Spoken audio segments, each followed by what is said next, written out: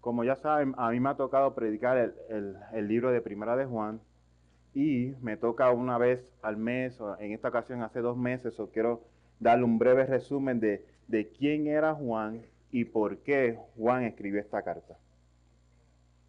La primera carta de Juan fue escrita por el apóstol Juan, uno de los discípulos más cercanos a Jesucristo. Juan no conoció a Jesucristo superficialmente. Él caminó con Cristo por años. Él comió con Él, escuchó su enseñanza, vio sus milagros, presenció su muerte en la cruz y vio a Jesucristo resucitado. Juan no estaba escribiendo como un hombre que escuchó historias acerca de Jesús, sobre algo que le contaron. Juan escribió como un testigo ocular, alguien que estuvo ahí con él, alguien que lo vio. También Juan, cuando escribe esta carta, no era un joven, ya era un hombre adulto, anciano, y que había visto diferentes procesos de la iglesia. Pero cuando Juan fue un joven, fue hasta nombrado hijo del trueno porque era impulsivo. Pero ya siendo un anciano había sido marcado por el sufrimiento, un hombre que había visto el surgir de la iglesia por décadas, un hombre que había visto creyentes mantenerse firmes en la fe y había visto creyentes alejarse de la fe. Y había visto que la iglesia estaba atravesando un momento peligroso. Había comenzado a levantarse una ola de falsos maestros. Y eso como lo que estamos viviendo ahora, que se está predicando la teología de la prosperidad, entre otras cosas. Personas que hablaban en ese momento sobre espiritualidad, pero vivían sin obediencia a Cristo, vivían sin obediencia a la palabra. Decían conocer a Dios, pero no andaban como hermanos y no amaban a los hermanos. Por eso a lo largo de la carta, Juan constantemente presenta unos temas claros.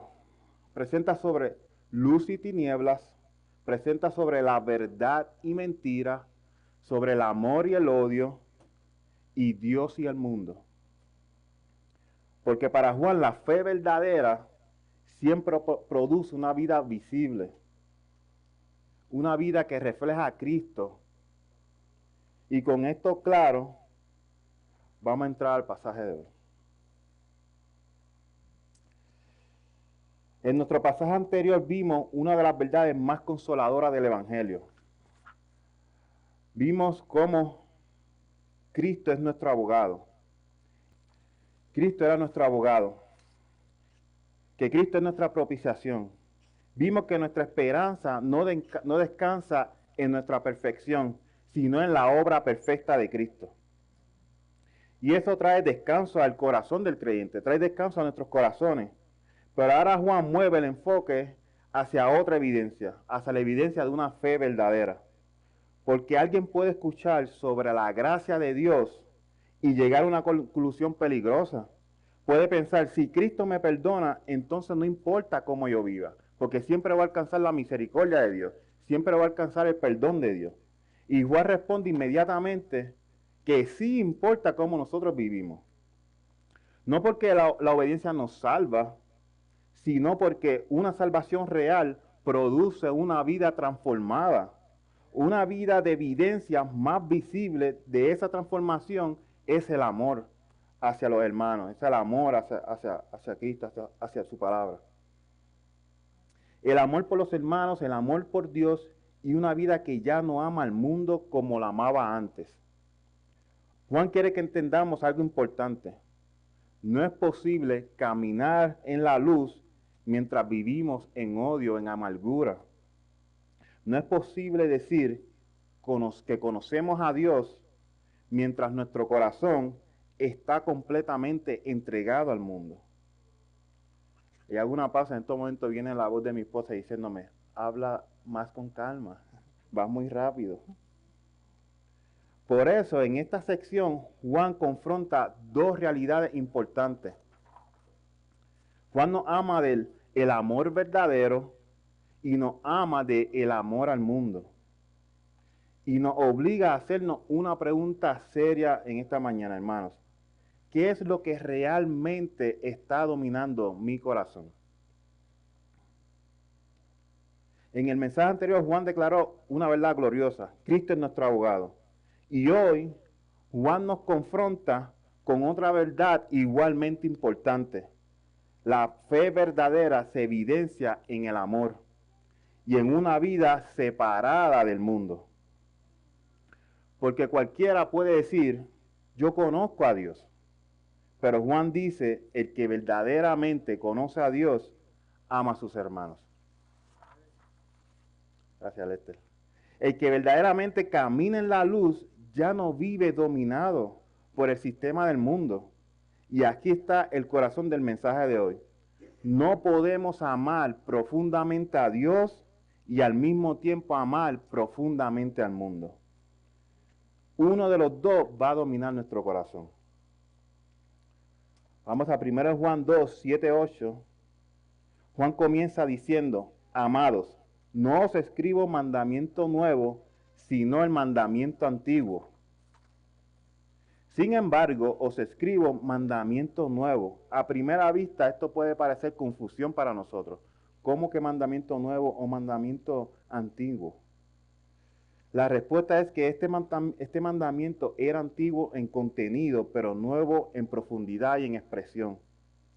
Desde el Antiguo Testamento podemos ver que Dios nos había mandado amar. Lo vemos en Levítico 19, versículo 18. Amarás a tu prójimo como a ti mismo. El amor no era una idea nueva en estos momentos, pero cuando Cristo vino, ese mandamiento tomó una dimensión totalmente diferente. Porque Jesús dijo en Juan 13:34, un mandamiento nuevo os doy, que os améis unos a otros, y aquí sube el estándar, como yo os he amado. Primero era amar a tu prójimo como a ti mismo, y eso parece que no fue suficiente, y nos dice una nueva ordenanza, amar a tu prójimo como yo os he amado. Ese amor fue un amor sacrificial, y ahí está la diferencia. El estándar era amarlo como nosotros mismos, pero ahora el estándar es amarlo como Cristo nos amó. Y Cristo nos amó de una manera sacrificante, nos amó aún sabiendo que somos pecadores, nos amó hasta la cruz. Por eso es que Juan dice, las tinieblas van pasando y la luz verdadera ya alumbra. Cuando Cristo vino, la luz irrumpió en la oscuridad del mundo. Y donde la luz de Cristo entra, el odio comienza a morir y el amor comienza a crecer. Vemos una historia bíblica en Lucas capítulo 10, versículos 25 al 37, la historia del buen samaritano, muchos la hemos escuchado.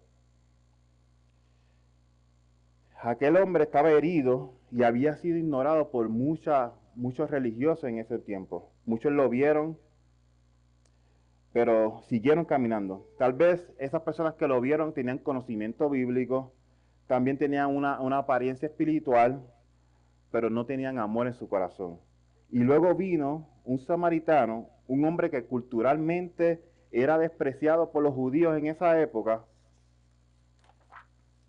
y fue precisamente ese hombre que no representaba para esa época nada, quien mostró una misericordia verdadera sobre esa persona. Se acercó, vendó sus heridas, lo cargó, gastó su tiempo, gastó su dinero. Eso es el amor bíblico. Ese es el amor verdadero.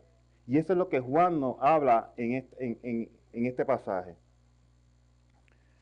Que el amor verdadero no solamente se queda en unas palabras bonitas, sino que se mueve, que sirve y que se sacrifica.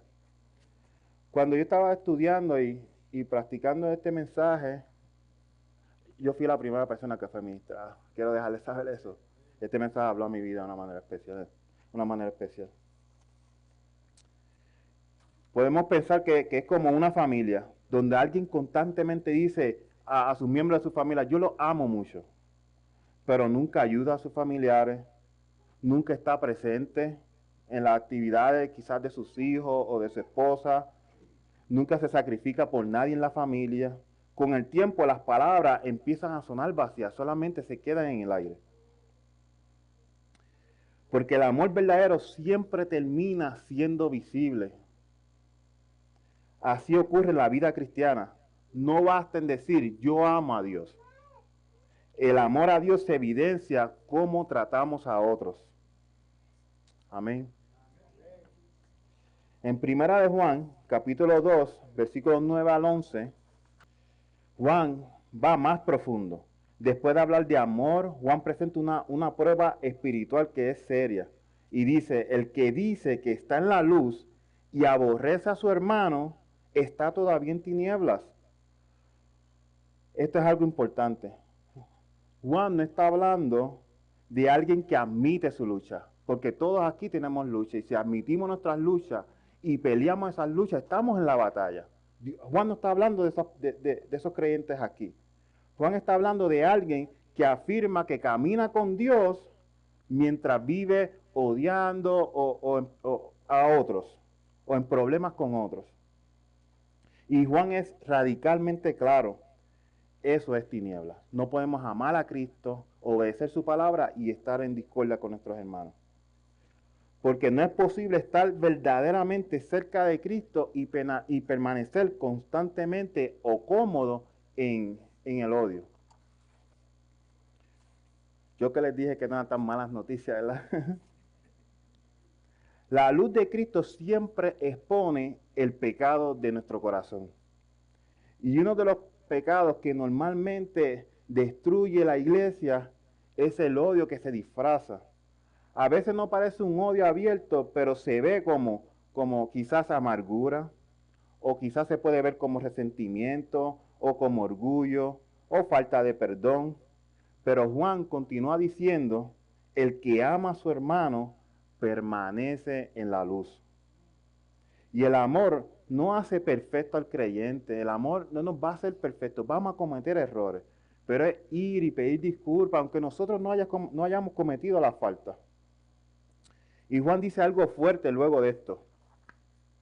El que aborrece a su hermano anda en tinieblas y no sabe a dónde va, porque las tinieblas le han cegado los ojos. Esto nos dice, hermano, que el pecado nos ciega. El odio endurece nuestro corazón. Y una persona puede llegar al punto de justificar su oscuridad pensando que todavía está bien con Dios. Y esto nos recuerda a la historia de Caín y Abel en Génesis 4, capítulo 4, versículo 1 al 8. El problema no era que Caín, el problema no era el problema no comenzó con el asesinato de Caín. El problema comenzó mucho antes, comenzó en el corazón de Caín. Comenzó que Caín permitió el orgullo, los celos, el enojo. Él permitió que eso creciera dentro de él. Y cuando el pecado madura dentro del creyente, siempre destruye. Dios incluso advirtió a Caín, le dijo, el pecado está a la puerta. Pero Caín no escuchó. Y el odio terminó controlando su vida. Y así funciona el pecado cuando nosotros nos exponemos a él. No, destruye nuestra vida. ¿Cómo Dios nos puede hablar que el pecado está a la puerta de nuestra vida? Muchas veces lo sentimos en nuestro corazón o nuestra conciencia, pero también tenemos que leer la palabra, porque a través de su palabra es que Dios nos habla. Y esto es como que hay muchas veces, para que no sea mala noticia, esto no pasa aquí, esto son para los que nos están viendo online. Muchas veces hay personas que van a la iglesia cada domingo, escuchan predicaciones, cantan alabanzas, sirven ministerio, pero por dentro todavía guardan resentimientos contra alguien. Y con el tiempo esa amargura comienza a crecer y a afectar todo en sus vidas. Puede afectar sus palabras, puede afectar sus pensamientos, puede afectar sus relaciones familiares, porque el odio nunca se queda pequeño. Siempre crece, y cuando el odio crece en nuestras vidas y no es rendido a Cristo, nos destruye. En Juan 2, 12, 14, Juan nos cambia de tono. Después de confrontar, ahora anima al creyente. Ahora se va a poner mejor. Ah, Juan comienza diciendo, os escribo a vosotros, hijitos. Después, os escribo a vosotros, padres. Y después, os escribo a vosotros, jóvenes. Juan está hablando a toda la iglesia en ese momento. Está hablando a creyentes maduros, a creyentes jóvenes y a creyentes que aún están creciendo en la fe. Aunque los creyentes están en diferentes etapas, todos les pertenecen a Cristo. Juan les recuerda 3 verdades a los creyentes. La primera verdad es, sus pecados han sido perdonados. Tenemos otra, es una buena, diga un amén, es una buena noticia, tenemos otra verdad. Amén, gloria a Dios. Segundo, que conocen a Dios. Y tercero, que han vencido al maligno. Y esto es importante escucharlo, porque la vida cristiana no es solamente confrontación, sino que también es seguridad, es ánimo, es recordar lo que Cristo hizo por nosotros. Juan llama jóvenes a los que son fuertes en la fe, pero ¿por qué son fuertes? Porque la palabra de Dios permanece en vosotros. La fortaleza espiritual no tiene o no viene del emocionalismo. Viene de una vida que ya está saturada en Cristo, saturada en la palabra de Dios. Y eso lo vemos en la historia de David y Goliat. En 1 Samuel, versículo 17. Nosotros vimos la serie de David hace unas 3 semanas. Y casi siempre en las películas, en las series, lo ponen a David como un muchacho bajito, flaquito, como debilucho. Y es porque así de grande fue el llamado de David en Dios, que fue tan visible que hasta venció a Goliat. Pero David era humanamente, según las películas, parecía débil, pero tenía algo que Goliat no tenía, y era que David tenía a Cristo en su vida. David entendía que la fortaleza, la verdadera fortaleza, no era el tamaño, sino era tener a Cristo consigo. Y él entendía que sus habilidades, su experiencia venían del Señor. Y así es la vida cristiana. El creyente vence cuando permanecemos en Cristo. Y esto es como un niño pequeño que camina tranquilo cuando va tomado de la mano de su padre. Ayer nosotros veníamos de Westcliff para nuestro hogar y había un niño corriendo, un niño como, me imagino, unos 12, 13 años en Westcliff, corriendo como haciendo ejercicio. Y Fraucito dice, papá, eso está mal, el niño no está con su padre. Como él no está con su padre, eso es peligroso. Y así es que nuestros hijos nos ven a nosotros como esa ayuda, esa fortaleza, esa seguridad. Y así mismo es Dios con nosotros, esa es nuestra seguridad, esa fortaleza. Nosotros podemos tener esa confianza en que estamos bien porque estamos con Cristo. Pero no podemos sentirlo si no estamos cerca de Él.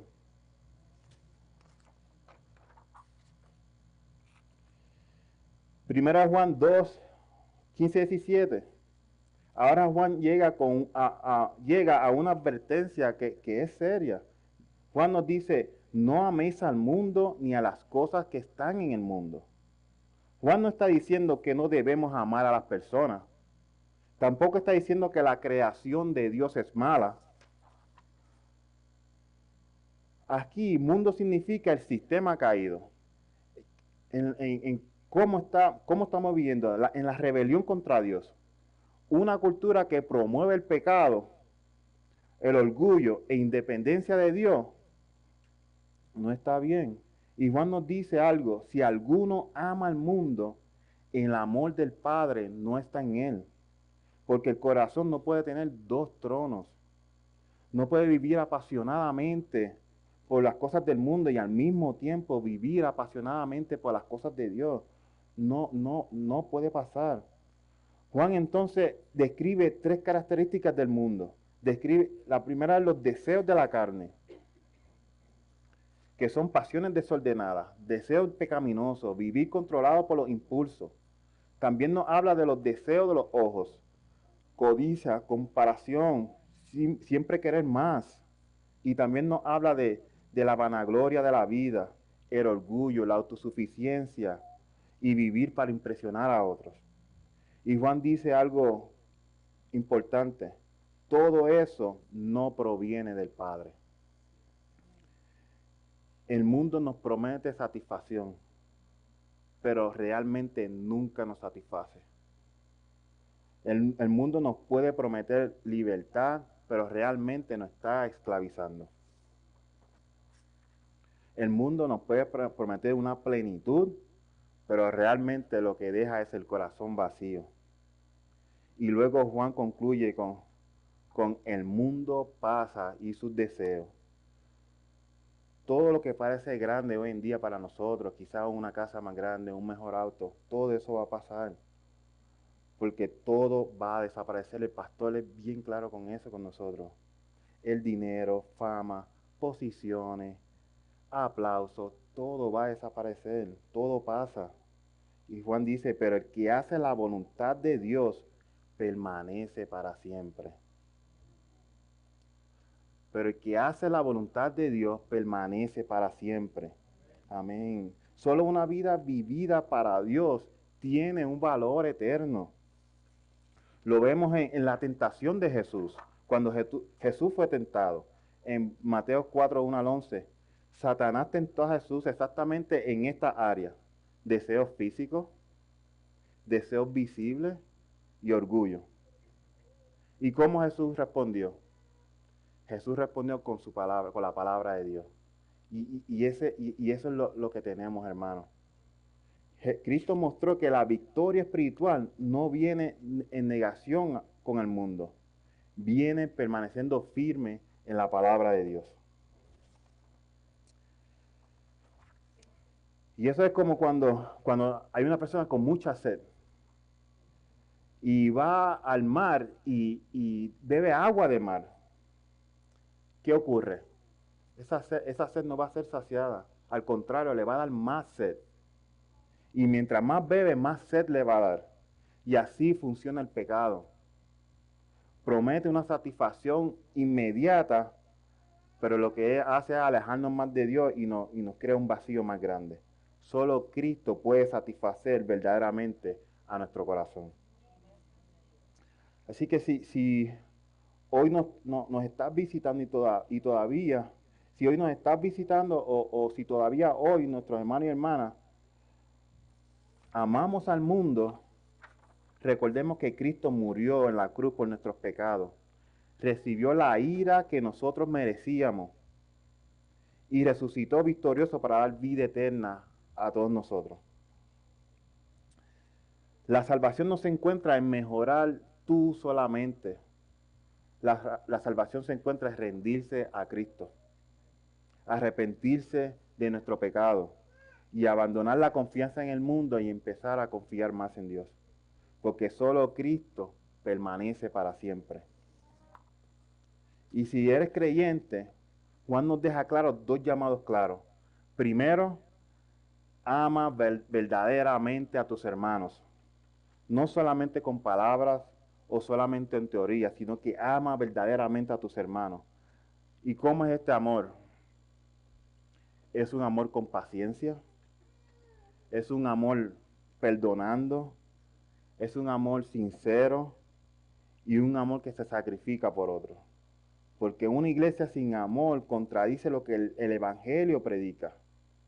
Y segundo, que no amemos al mundo, que no permitamos que el sistema del mundo capture nuestro corazón.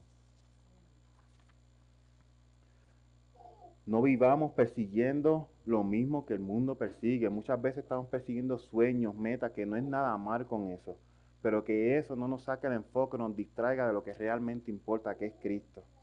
Porque todo pasa, todo pasa. Vivamos con nuestros ojos puestos en Cristo. Lo único que permanece es la palabra de Dios que morará en nosotros. Pero tenemos que leer la palabra, buscar de Cristo. Y recordemos esta iglesia que el mundo está pasando, pero los que pertenecen a Cristo permanecerán para siempre. Así que hoy, hermanos, para aterrizar el avión, como dice el pastor, Juan nos ha mostrado dos caminos completamente diferentes: el camino de la luz y el camino de las tinieblas. ¿El camino al amor o el camino al odio? Que nadie puede caminar en ambos caminos al mismo tiempo. Porque aquello que domina tu corazón dominará tu vida. Y si el mundo domina tu corazón, caminaremos lejos de Dios.